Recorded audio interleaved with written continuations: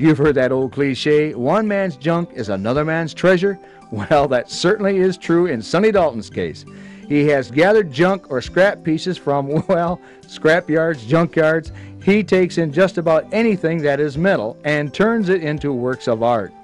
He has been in many national magazines such as the Car Collectors, and in the real sense of the word is an entrepreneur. He's created a work of art and helping clean up the environment at the same time. No, I am not with a man from outer space. I'm with Sonny Dalton, and Sonny Dalton has a very unique hobby or craft. He's a sculptor. He's a metal sculptor, and what he is wearing is one of his original, I don't know if you call it a space hat or what. It's a sculpture I came up with a couple years ago, and I call it Independence.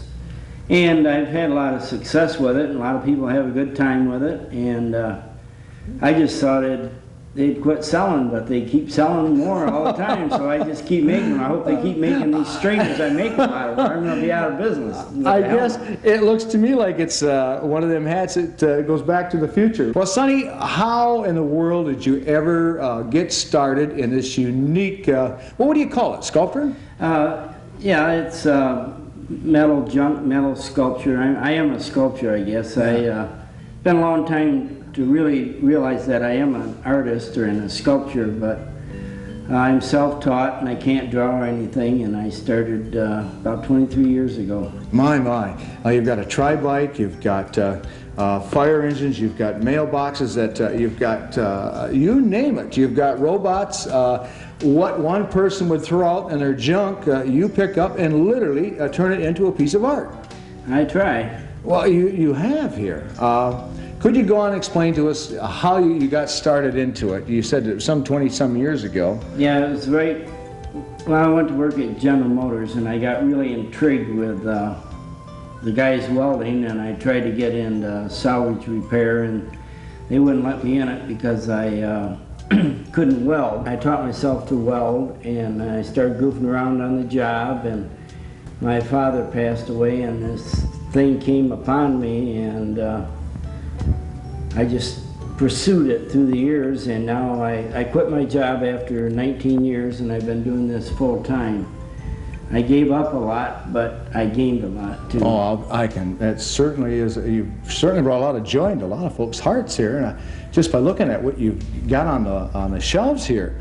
Tell us a little bit about this robot that is directly behind us. Well, it's made out of computer parts, and here's a sprinkler head here. It's made out of a toaster. I call it, he's two-faced, and it's out of an old toaster. And here's a dental part here, and old shoe things. Here's some 50 caliber shells here, and it's just to represent well, the future, I guess.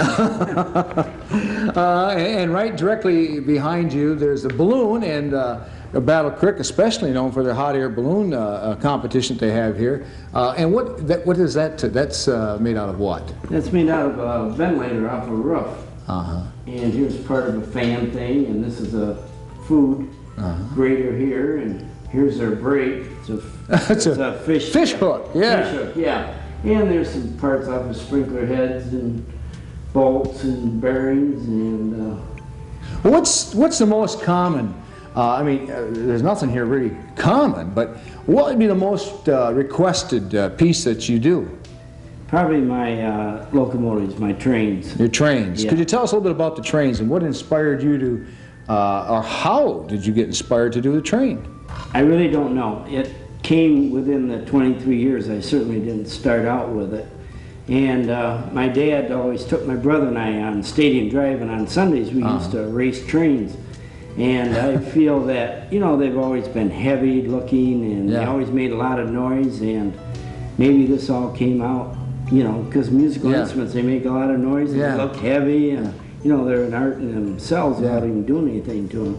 And so, you know, I feel it's my best work. Yeah. I see there's parts of saxophone. You got a body of a saxophone here. What other parts do you have here that makes this train? Well, there's post office boxes and bearings for the wheels, this one particularly has cowboy spur on the back.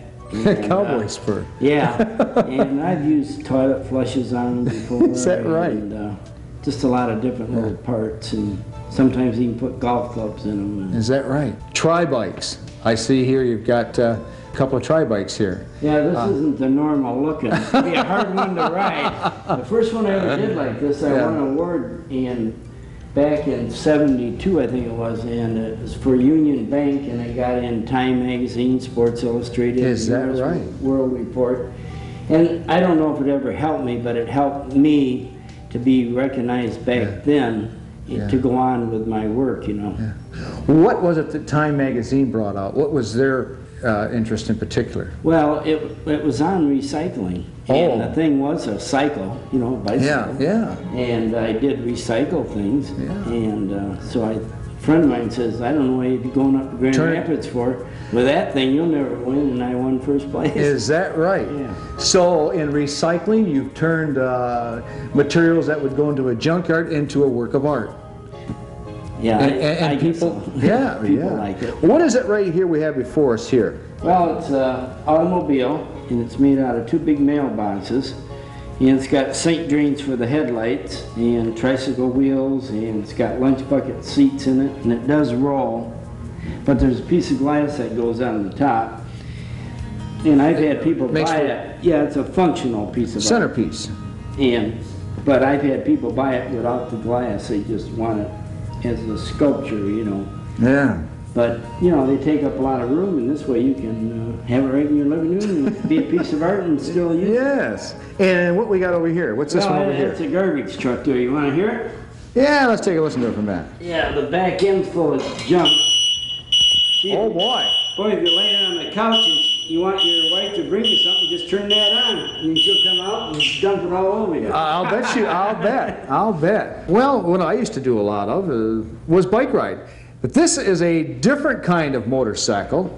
Can you explain again what we got here? Well, this is a real popular piece. There's a lot of guys out there that ride, and I used a hand grenade in this one for the gas tank, and I got musical instruments. I used to use a lot of ignition points, but you can't get them anymore, so it makes me go on and look for different shapes of other things, which is good too, you know. And so it kind of tells the story, you know. Motorcycles are dangerous, and so are hand grenades. You know, it's kind of a... Yeah, and what's neat, well, I think these are bearings again. Right. Big bearings. Here's a cotter pin, and I had an older, here's off an icebox door I used for the seat on this one. It's a hinge. Oh, yeah. It's all brass, you know. And what do you got for mirrors there? What are the mirrors? They're off of saxophone keys. Now, I'm a fisherman, or I like to think I'm a fisherman, and this right here is a couple of folks out fishing. They're both in trouble. One caught the front of the boat, and the other one caught the back in the motor there, in the blade. And it's just a couple guys out fishing on Saturday morning, and this is made out of an iron. An iron? Just the kind of iron you iron your clothes with? Yeah. So I tried to look at things, and I turned things upside down, and the handle was here, you know. Is that something? And I saw a boat, and like I say, that's what I'm about, is trying to see things in a different way. The ordinary, but make it without having to form it myself. Yeah. And then I definitely wouldn't be able to do my art. Yeah. Because that is something else. How do you come up with these ideas? I mean, there's so many different, but everything that you've got in here relates to our everyday life. Yeah, it is.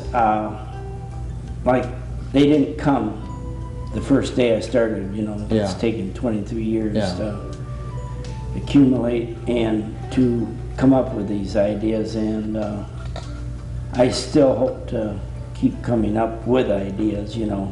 Well, I'm sure. And finding new scrap makes me is good for my art, you know, the new recognition and stuff. So.